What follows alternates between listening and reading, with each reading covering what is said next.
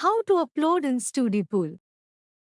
Uploading documents to Studypool is a straightforward process that allows you to share your study materials and potentially earn money. Here is how you can do it. Create or log into your account. Visit Studypool and sign up or log into your account. Navigate to the Document Upload section.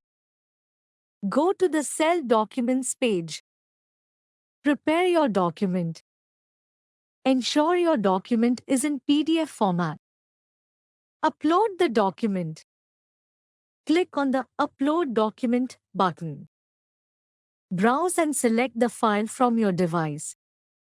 Provide a clear and descriptive title and summary to help students find your document. Submit for review. After uploading, submit your document for review. Studypool will evaluate the content to ensure it meets their quality standards. Earn money. Once approved, your document will be available in Studypool's note bank. You can earn up to $10 each time a student views your document.